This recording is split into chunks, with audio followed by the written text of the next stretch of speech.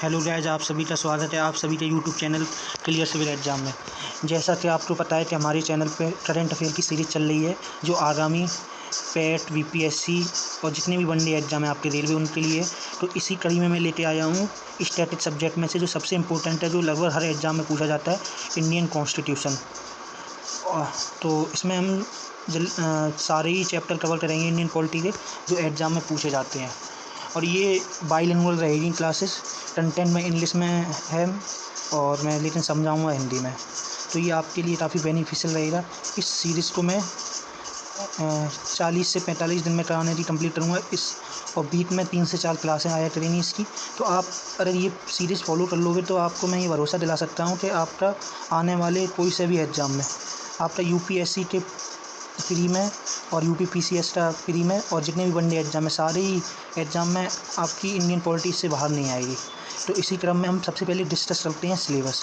तो सिलेबस में सबसे पहले हम इम्पोर्टेंट चैप्टर करेंगे जो हम कराएंगे।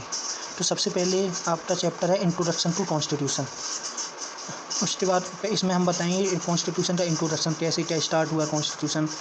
उसके बाद दी प्रीम्बल, प्रस्तावना, कॉन्स्टिट्यूशन की क्या प्रस्तावना है ये बताएंगे। उसके बाद हम फंडामेंटल राइट बताएंगे, जो हमारे क्या मूल अधिकार हैं, ये आप सभी लोगों को पता होनी चाहिए। उसके बाद हम बताएंगे आपको डीपीएसपी बताएंगे, ये भी इम्पोर्टेंट है। स्टेट को कैसा स्टेट होना चाहिए, ये सब सारी चीज़ें हम डिटेल में डिस्कस करेंगे। उसके बाद फंडामेंटल ड्यूटी, आप सभी लोगों को अपने राइट को पता है लेकिन आपको फंडामेंटल ड्यूटी भी पता होनी चाहिए। उसके बाद हम डिस्कस करेंगे यूनियन, जो हमारा यूनियन स्ट्रक्चर है उसमें सेंट्रल एग्जीक्यूटिव क्या है, स्टेट एग्जीक्यूटिव क्या है। तो हम इसकी जो सरकार की जो प्रणाली है पूरी वो डिस्कस करेंगे। उसके बाद हम जो सबसे पहले जो हमारे गवर्नमेंट का जो स्तंभ है पार्लियामेंट, जहाँ हम आप जैसा कि जानते होंगे सारे लॉ वगैरह बनाते हैं पार्लियामेंट। तो उसके बाद हम पार्लियामेंट डिस्कस करेंगे। उसके बाद जुडिशरी डिस्कस करेंगे। उसके बाद सेंटर स्टेट में रिलेशन ये डिस्कस करेंगे। और उसके सबसे इम्पोर्टेंट है जो पंचायती राज इंस्टीट्यूशन, इसमें हम पंचायती राज इंस्टीट्यूशन और जितना भी लोकल सेल्फ गवर्नमेंट हैं आपकी म्यूनसिपल वगैरह वो सब डिस्कस करेंगे। और अगर आप बताएंगे तो और भी जो इम्पोर्टेंट चैप्टर हैं वो हम डिस्कस कर लेंगे। वैसे ओवरऑल यही है इंडियन पॉलिटी में। तो ये आपका सिलेबस रहा इंडियन कॉन्स्टिट्यूशन का। तो हम आते हैं अपने फर्स्ट चैप्टर को, इंडियन पॉलिटी में तो हम दो में डिवाइड कर सकते हैं, 2 पार्ट में। फर्स्ट ऑफ ऑल कॉन्स्टिट्यूशन जो हमारा कॉन्स्टिट्यूशन है, उसके बाद जो हमारा पॉलिटिकल सिस्टम है, जो हमारी गवर्नेंस है वो कैसे काम करता है, इसको हम डिस्कस कर सकते हैं। Working of the political system, ये सोर्स हैं कि मोस्टली जो यूपीएससी वगैरह की तैयारी कर रहे हैं यूपीपीसीएस की, उनके लिए ये सोर्सेज है। पीएम बत्सी तो आप रेफ़र कर सकते हैं, ये न्यूज़पेपर फ्रंटलाइन इंडिया टुडे। लेकिन जो वनडे एग्ज़ाम है उनको कुछ ये सब नहीं पढ़ना है, उनको सरकारी ये क्लासेस फॉलो करनी है और जो भी आपके पास बुक हो उसको बार बार पढ़ना है। अब हम आते हैं इंडियन कॉन्स्टिट्यूशन पे। इंडियन कॉन्स्टिट्यूशन ये क्या है, इंडियन कॉन्स्टिट्यूशन क्या है, सबसे पहले हम डिस्कस करते हैं इंडियन कॉन्स्टिट्यूशन। तो इंडियन कॉन्स्टिट्यूशन क्या है, इंडियन कॉन्स्टिट्यूशन आपका एक डॉक्यूमेंट है। इंडियन कॉन्स्टिट्यूशन क्या है, आपका एक डॉक्यूमेंट है। इसमें स्पेशल लीगल सेंसिटी है। कॉन्स्टिट्यूशन कोई भी कुछ लिख देगा तो वो कॉन्स्टिट्यूशन थोड़ी हो जाएगा, उसको लीगल बैकग्राउंड भी तो होनी चाहिए। तो ये क्या है आपका, इसको स्पेशल लीगल सेंसिटी दी गई है। लीगल सेंसिटी का मतलब ही होता है सैंक्शन ऑफ लॉ, जो कि आपका पार्लियामेंट के थ्रू पास हुआ हो। सेकंड पॉइंट क्या है इसमें, it contains the principle and function of the organs. इसमें प्रिंसिपल हैं और फंक्शन है। किसके फंक्शन है, आपकी गवर्नमेंट इसमें होती है स्टेट में। पहले आपका स्टेट आएगा, उसमें गवर्नमेंट आएगा, और गवर्नमेंट की क्या क्या फंक्शन है, क्या क्या प्रिंसिपल हैं, वो सारा इसमें है इंडियन कॉन्स्टिट्यूशन में। उसके बाद नेक्स्ट पॉइंट आता है हमारा, दी state is an entity having 4 element. देखो आपका जो नेशन स्टेट होता है उसमें 4 पॉइंट होते हैं, 4 एलिमेंट होने चाहिए, तभी वो स्टेट बोला जाएगा, वरना उसके अलावा स्टेट नहीं बोल सकते उसे। तो सबसे पहले क्या होना चाहिए, सबसे पहले तो आपका पॉपुलेशन होना चाहिए। पॉपुलेशन होगा, लोग रहेंगे तभी तो स्टेट बनेगा। उसके बाद लोग किस पर रहेंगे, टेरिटरी पर रहेंगे, कुछ टेरिटरी तो होगी तभी तो रहेंगे। ये सारी फिजिकल में होना चाहिए। और गवर्नमेंट, उसके बाद टेरिटरी है, लोग भी रह रहे हैं, तो उन सबको मैनेज कौन करेगा, गवर्नमेंट। तो एक गवर्नमेंट लोग बनाएंगे आपस में। उसके बाद क्या होना चाहिए, सॉवरेनिटी होना चाहिए। ऐसे गवर्नमेंट बन रही लेकिन उसको राइट ही नहीं है कि वो कुछ अपना इंडिपेंडेंट डिसीजन ले सकती है। मान लो कोई स्टेट है और उसे राइट ही नहीं है, वो किसी और दूसरे स्टेट पे डिपेंड है अपने सॉवरेनिटी डिसीजन लेने के लिए, तो वो स्टेट नहीं हो सकती। तो ये 4 एलिमेंट है आपके: पॉपुलेशन, टेरिटरी, गवर्नमेंट, सॉवरेनिटी। अब हम 1 बाई 1 इन वर्ड का मतलब समझते हैं कि आपका पॉपुलेशन क्या है, टेरिटरी क्या है, गवर्नमेंट क्या है और सॉवरेनिटी क्या है।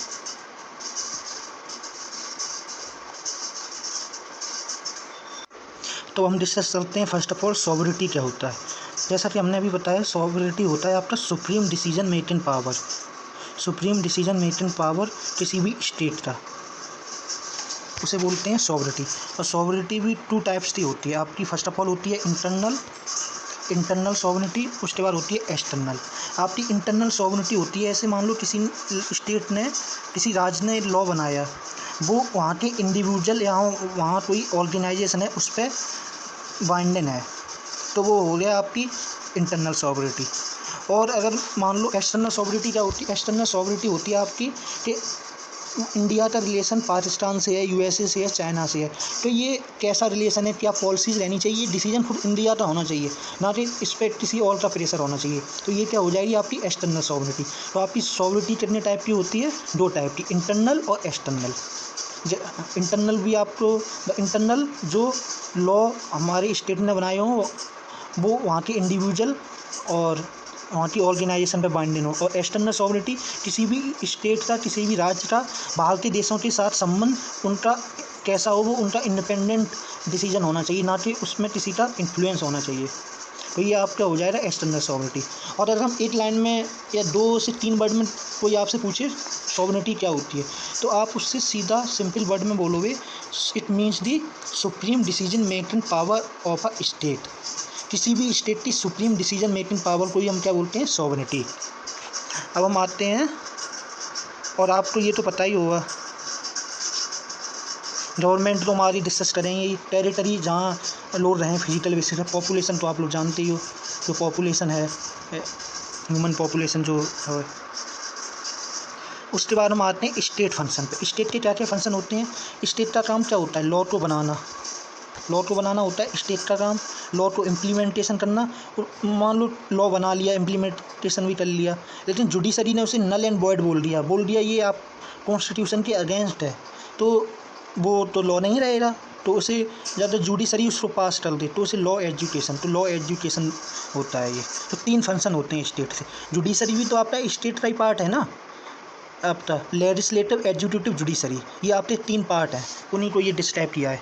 उसके बाद करते हैं गवर्नमेंट क्या होता है। गवर्नमेंट आपसे कोई पूछ लेगा बेसिक सा, वैसे आपको पता हुआ, लेकिन कभी कभी डिस्क्राइब करने में हम लोगों को समस्या आती है, तो आपको डिस्क्राइब कैसे करना है। Government is the agent of the state. Government क्या है? इट एजेंट ही तो है स्टेट का। It is a machinery through which the laws are made, they are implemented and the law is educated. State है, मान लो स्टेट है, तो स्टेट हो गया, उसमें लोग रह रहे हैं, लेकिन वहाँ का जो फंक्शन है, वहाँ का जो लोगों को कैसे क्या आपस में, तो इतना वेल डेवलप नहीं हुए हैं कि हम लोग बिना स्टेट के रह लें। तो उसके लिए ह्यूमन बीइंग ने बनाया गवर्नमेंट बनाया। तो गवर्नमेंट का क्या काम है? गवर्नमेंट का काम है लॉ बनाना, कि अगर आपने कोई क्राइम किया है तो आपको इतनी सज़ा होगी, कोई आपने अच्छा काम किया है तो आपको ये मिलेगा, आपको क्या करना है, कैसे करना है, किस रोड पे कितना टैक्स देना है, बहुत सारे लॉज हैं। तो ये क्या आपके गवर्नमेंट ही तो बनाती है, तो बस यही आपकी गवर्नमेंट हो जाएगा। ये एजेंट है स्टेट का, और ये एक मशीनरी भी है, इसके थ्रू हम लॉ बनाते हैं। तो आपको ये सिंपल लैंग्वेज में आप डिस्क्राइब कर सकते हैं किसी को भी। अब हम नेक्स्ट आते हैं ऑर्गन्स पे। क्या क्या ऑर्गन्स हैं?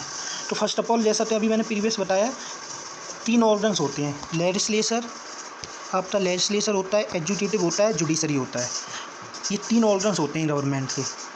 एग्जीक्यूटिव के 2 पार्ट, एग्जीक्यूटिव के भी 2 पार्ट होते हैं। टेम्परेरी होता है, जो मिनिस्टर होते हैं, मिनिस्टर तो 5 साल के ही आते हैं, लेकिन जो ऑफिसर रहते हैं, जो सिविल सर्वेंट रहते हैं, वो आपके परमानेंट रहते हैं। वो तो आपके 60 ईयर ही तो रिटायर होंगे, लेकिन मिनिस्टर और ये आपके जो MLA और MP हैं, ये तो हर 5 साल बाद इनका चुनाव होगा, 5 साल बाद जनता इनको चुनेगी, तभी तो ये आएंगे पार्लियामेंट में। तो ये आपके टेम्परेरी हो गए, और ये वो आपके परमानेंट हो गए। अब इसमें नोट क्या है, नोट हम देख लेते हैं, काफ़ी इंपॉर्टेंट है ये। The objective of the constitution is to provide for a limited government, that is the power of the government are restricted by the provision of the government।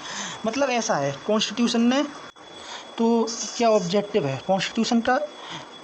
हम लोगों को गवर्नमेंट लाना पड़ा, स्टेट बनाना पड़ा, स्टेट बना, तो ये हम लोग कोई नहीं चाहता है कि हम लोगों की पावर्स रिस्ट्रिक्ट रहें। तो कॉन्स्टिट्यूशन का ये ऑब्जेक्टिव ही है कि हमको गवर्नमेंट प्रोवाइड कर रहा है, कैसी लिमिटेड गवर्नमेंट प्रोवाइड कर रहा है हमको, कैसी प्रोवाइड कर रहा है लिमिटेड गवर्नमेंट, और हमारी जो पावर्स ऑफ द गवर्नमेंट है वो रिस्ट्रिक्टेड हुई हैं कॉन्स्टिट्यूशन के थ्रू। कैसे रिस्ट्रिक्ट होती हैं?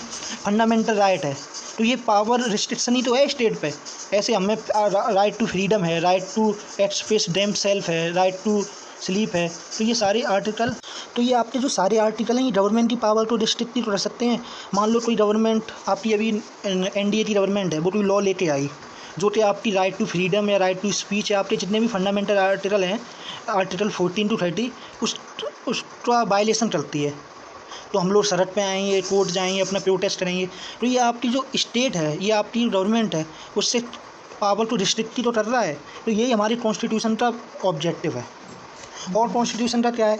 ये आपकी आइडियल्स, जो लोगों और एस्पिरेशन, जो लोगों की आइडियल्स हैं, जो एस्पिरेशंस हैं पीपल्स से, उसको कंटेन करता है आपका इंडियन कॉन्स्टिट्यूशन।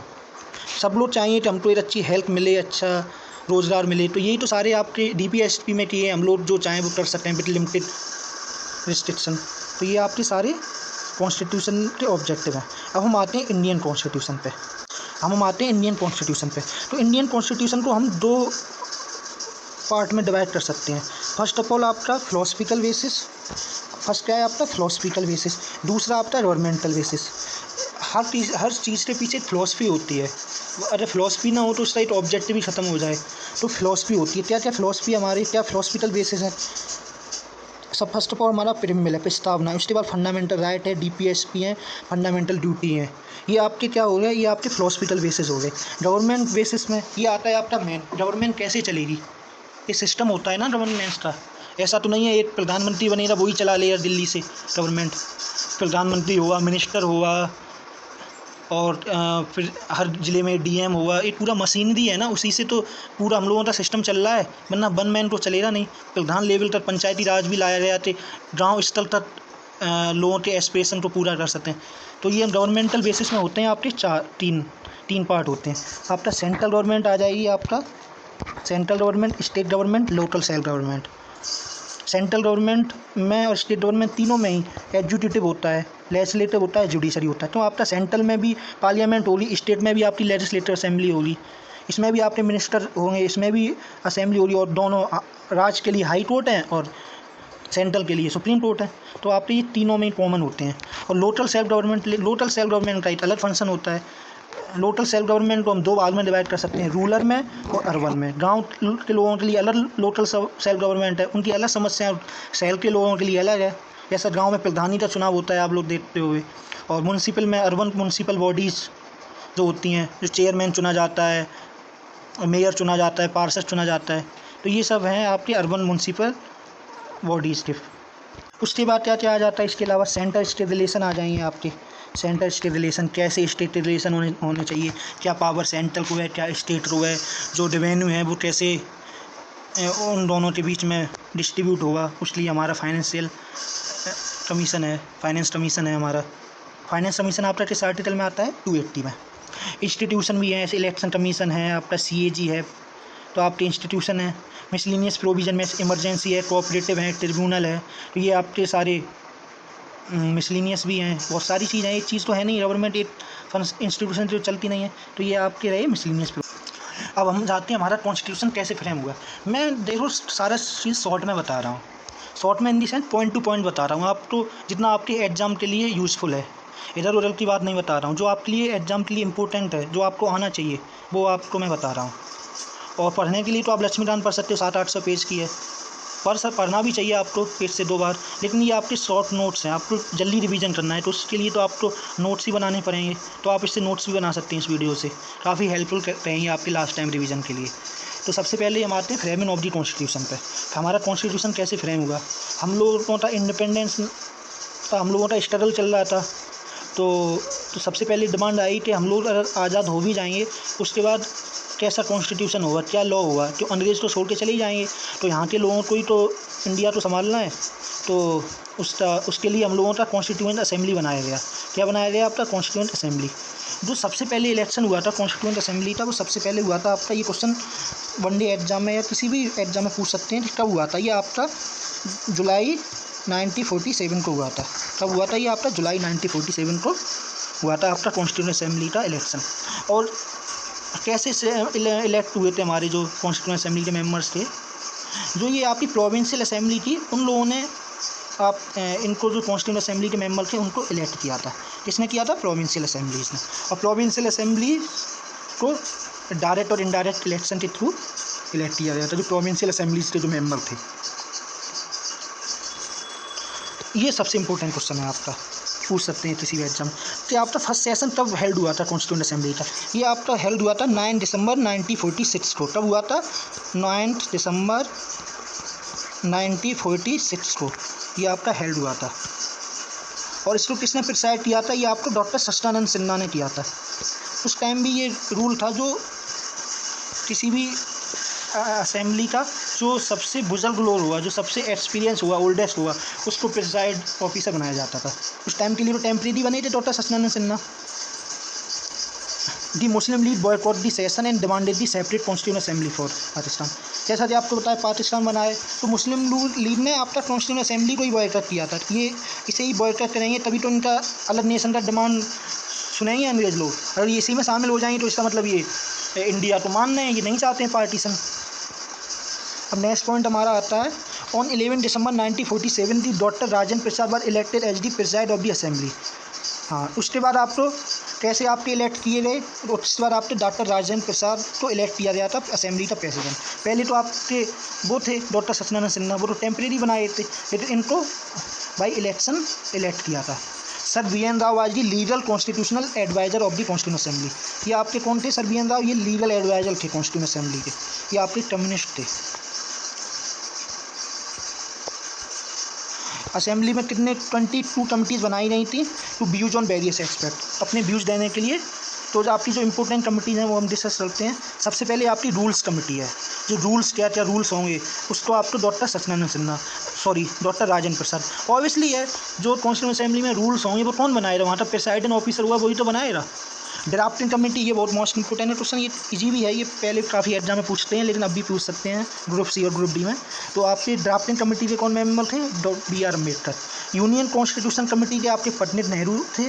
और प्रोविंशियल स्टेट कॉन्स्टिट्यूशन कमेटी के आपके सरदार पटेल थे। और स्टेट कमेटी के आपके पंडित नेहरू थे। कौन थे आपके स्टेट कमेटी के? पंडित नेहरू। और भी है कमेटी लेकिन ये इंपॉर्टेंट है, ये तो आपको मुँह जबानी याद होनी ही चाहिए। इंपॉर्टेंट क्वेश्चन आपका पूछ लेते हैं कि कॉन्स्टिट्यूशन तो कब एडॉप्ट किया जाएगा? लोग बोल देते हैं 26 जनवरी 1950। नहीं, 26 जनवरी 1950 को नहीं एडॉप्ट किया गया था, आपका ये किया गया था 26 नवंबर 1949 को। इट वाज तो ये आपका मोस्ट इंपॉर्टेंट है, आपके इसी से क्वेश्चन बनते हैं। फिर आप लोग एग्जाम के बाद हम लोग सोचते हैं क्वेश्चन कहाँ से आए, ये आपके क्वेश्चन है। It was also decided that the constituent assembly will act as the parliament of the country till the first general election. Obviously इसमें जो आपकी कॉन्स्टिट्यूएंट असेंबली को ही तो पार्लियामेंट बनाया जाए, तो लॉ बनेगा आपका पार्लियामेंट से ही। तो आपको पार्लियामेंट कॉन्स्टिट्यूएंट असेंबली इसलिए बनाई थी, हम लोगों को अपना कॉन्स्टिट्यूशन बनाना है, उसमें लॉ बनाना है, प्रोविज़न डालने हैं। तो आपका जो जब तक फर्स्ट इलेक्शन नहीं हो जाता तब तक इसको ही आपका कॉन्स्टिट्यूएंट असेंबली को ही क्या बोला जाएगा? पार्लियामेंट। नेक्स्ट पॉइंट है आपका दी constitution came into force from 26 जनवरी 1950। आपका कब कॉन्स्टिट्यूशन का फोर्स हुआ था स्टार्ट?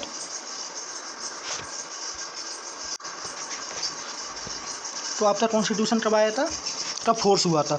आपका एडॉप्ट हो गया था नवंबर 1949 में, लेकिन आपका फोर्स कब से स्टार्ट हुआ था लागू होना? 26 जनवरी 1950। 26 जनवरी 1950 को ही तो चुना गया था।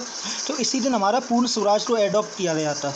26 जनवरी 1930 को आपका पूर्ण स्वराज, संपूर्ण आज़ादी का जो इंडियन नेशनल कांग्रेस के सेशन में इस डिमांड को एडॉप्ट किया था हमारे सारे मेंबर्स ने, वही इसमें दिया है, मैंने भी बताया। अब नेक्स्ट हम चलते हैं, एट द टाइम ऑफ इस कमेंसमेंट द कॉन्स्टिट्यूशन, जब हमारा कॉन्स्टिट्यूशन बना था तो हमारे कितने आर्टिकल थे ये पूछ सकते हैं। 395 आर्टिकल्स थे और 22 पार्ट्स थे और 8 शेड्यूल थे। प्रेजेंट में हमारे कितने हैं?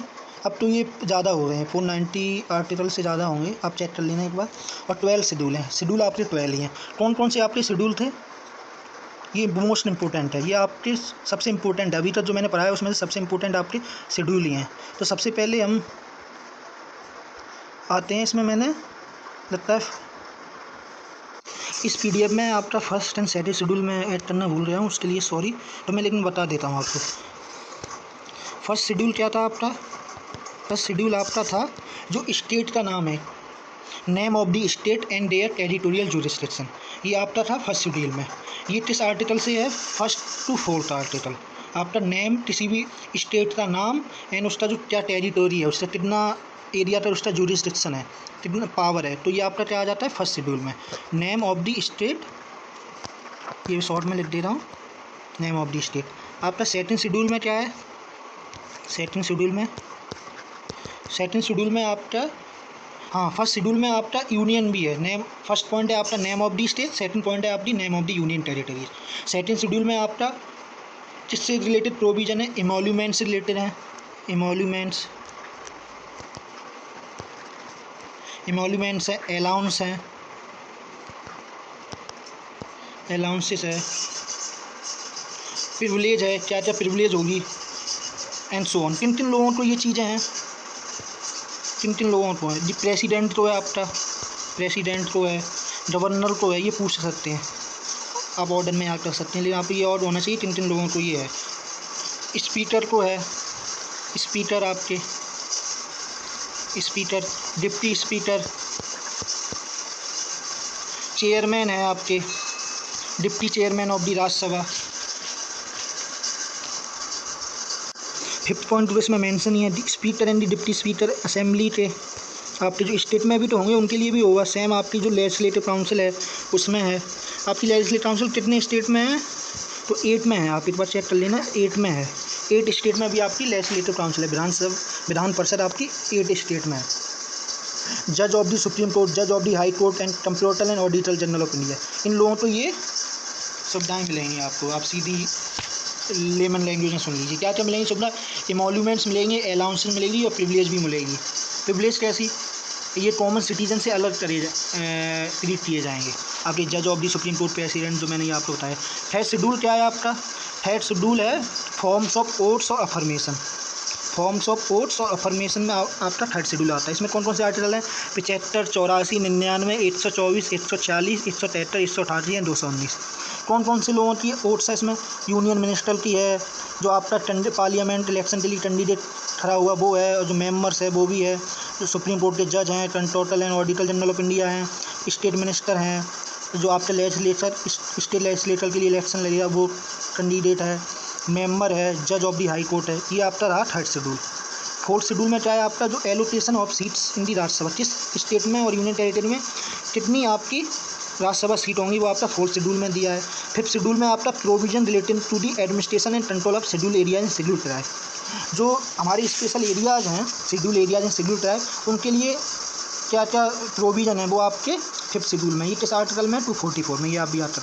सिक्स शेड्यूल और फिफ्थ में बहुत कन्फ्यूजन होता है। फिफ्थ में आपका सारे के लिए है, लेकिन सिक्स में कुछ स्पेशली के लिए हैं, तो आपको ये याद रखना है स्पेशली किस किस के लिए है। आपका असम है, इसमें मेघालय है, त्रिपुरा है, मिजोरम है, तो आप ऐसे टेक्स्ट से भी याद कर सकते हैं। ATMM, असम, त्रिपुरा, मेघालय, मिजोरम, ये आर्टिकल आपका 244 एंड 275 में आते हैं। सेवन शेड्यूल में क्या है आपका? सेवन शेड्यूल में जो पावर हैं स्टेट की और यूनियन की, उनका डिवाइड है, तो डिविजन्स ऑफ पावर्स हैं आपकी सेवन शेड्यूल में। तो क्या क्या पावर हैं आपकी? प्रेसिडेंट, आपकी यूनियन लिस्ट में अप्रॉक्स 100 सब्जेक्ट हैं, ये आपके कम ज़्यादा होते रहते हैं, इसलिए आपको याद भी नहीं करना है। ओरिजिनली आपके 97 थे। स्टेट में आपके 61 सब्जेक्ट हैं, और कंकरेंट लिस्ट में आपके 52 हैं। कंकरेंट लिस्ट वो होती है आपकी जिसमें दोनों ही स्टेट और सेंट्रल दोनों ही बना सकते हैं लॉ। और रेजिड्यूरी क्या होती है? रेजिड्यूरी होती है, ऐसे मान लो कोई नया लॉ आया, उस टाइम तो आज़ादी टाइम पे कुछ चीज़ें वहाँ उस टाइम कॉन्स्टिट्यूशन असेंबली में डिस्कस हुई कि आने वाली ऐसी कुछ चीज़ें होंगी समय के साथ बदलेंगी, वो किसको दी जाए पावर्स, तो वो सारी आपकी सेंट्रल के हाथ में रहेगी। ऐसे आर्टिफिशियल इंटेलिजेंस पे लॉ बनाना है, आपका इंटरनेट पर उसका रेगुलेशन पे बनाना है, तो ये आपका सेंट्रल बनाएगा। आपका 8th शेड्यूल क्या है? 8th शेड्यूल आपका ये लैंग्वेज है आपकी 22 लैंग्वेज हैं अभी प्रेजेंटली, 22 लैंग्वेज जो ओरिजिनली रिकॉग्नाइज की गई हैं। ये आप इसमें असमीज है, बंगाली है, बोडो है, ये आप सारी देख सकते हैं। 22 लैंग्वेज ये आप सारी देख लिए, गुजराती, हिंदी, कन्नड़ा, कश्मीरी, कोंकणी, मैथिली, मलयालम, मणिपुरी, मराठी, नेपाली, उड़िया, पंजाबी, संस्कृति, संताली, सिंधी, तमिल, तेलुगु एंड उर्दू। इसमें से नोट करने वाली चीज़ है, सिंधी आपकी 21st अमेंडमेंट एक्ट 1967 से ऐड हुई थी। ये बहुत इंपॉर्टेंट पॉइंट है। Sindhi was added by the 21st amendment act of 1967। Konkani, Manipuri and Nepali were added by the 71st amendment act of 1992। Konkani, Manipuri and Nepali आपकी 71st अमेंडमेंट एक्ट से ऐड हुई थी। और बोडो, डोंगरी, मैथिली एंड संताली ये आपकी 92nd अमेंडमेंट से ऐड हुई थी। और Oriya was renamed as, Oriya तो उसका नए नाम से उड़िया किस अमेंडमेंट के थ्रू ऐड किया था, 96 अमेंडमेंट एक्ट 2011। तो ये आपके जितने भी अमेंडमेंट है ना, ये काफ़ी इंपॉर्टेंट है आपके। इस आर्टिकल में आते हैं 344 और 351। अब आपके नाइन्थ में आपका क्या आता है, 9th शेड्यूल में। तो 9th शेड्यूल में आपके ये एबुलस हो सकता है, एबुलस हो गया है ये। इसमें आपका जो लैंड है, फर्स्ट अमेंडमेंट एक्ट 1951 भी इसी से, सॉरी ये एबुलस नहीं हुआ है, इसमें जो ज़मींदारी सिस्टम को एबुलस किया गया था। मतलब आपका आज़ादी से पहले से तो ज़मींदार सिस्टम था, तो लैंड रिफॉर्म लाए गए, हर स्टेट में लैंड रिफॉर्म किया गया। उसके बाद आपके जितने भी क्या बोलते हैं लैंड से रिलेटेड वो हैं लॉ, वो सारे 9th शेड्यूल में डाल दिए गए। और ये आपके 50 अमेंडमेंट से आए थे। First schedule, first amendment act 1951, ये 9th शेड्यूल में है। लेकिन इसमें 9th शेड्यूल में डालने का क्या मतलब था, 9th शेड्यूल में डालने का मतलब था कि ये जुडिशल रिव्यू है, इसमें इसको रिलेटेड कोई कोर्ट नहीं जा सकता है। लेकिन 2007 में क्या हुआ था दोस्तों, 2007 में सुप्रीम कोर्ट ने जजमेंट दिया। उसने बोला जो 24 अप्रैल 1973 के बाद जो लॉ बने इसमें डाले गए हैं, वो आपके जुडिशल रिव्यू के लिए ओपन है। वरना तो गवर्नमेंट ये कल की कोई सा भी लॉ इसमें डाल देती। तो इसलिए ही सुप्रीम कोर्ट ने इस पिटीशन के थ्रू ये दायर हुई। उसके बाद सुप्रीम कोर्ट ने ये डिसीजन सुनाया। 10th शेड्यूल में क्या है आपका, ये एंटी डिफेक्शन एक्ट है। ये आपका 52nd अमेंडमेंट एक्ट 1985 के थ्रू लाया गया था। एंटी डिफेक्शन एक्ट तो आप जानती हो, ऐसे मान लो कोई विधायक चुन लिया गया, लेकिन वो किसी और पार्टी में शामिल हो जाता है, तो उस पर एंटी डिफेक्ट कर दिया जाएगा। उसमें भी कुछ लॉ हैं, तो ऐसे अपनी पार्टी को मर्ज करा ली, 2/3 मेंबर्स को मर्ज करा ली, तो एंटी डिफेक्ट नहीं होगा। तो इसे हम आगे डिटेल में डिस्कस करेंगे। 11th शेड्यूल को ये आपका ऐड किया गया है। ये आपका 73rd अमेंडमेंट एक्ट 1992 से ऐड किया गया है। इसमें आपके पंचायती राज, जितने भी पंचायती राज से रिलेटेड प्रोविज़न है वो डाली गए हैं इसमें। और 12th में आपका म्यूनसिपल से रिलेटेड है। तो ये आपके इंपॉर्टेंट शेड्यूल है। तो आज के लेक्चर में इतना ही दोस्तों। आपको लेक्चर कैसा लगा आप कमेंट बॉक्स में बता सकते हैं। क्या क्या मैं नेक्स्ट लेक्चर में अपने सुधार कर सकता हूँ, ये सारी चीज़ें आपको बतानी है। और प्लीज़ चैनल को लाइक करें, शेयर करें, सब्सक्राइब करें। धन्यवाद।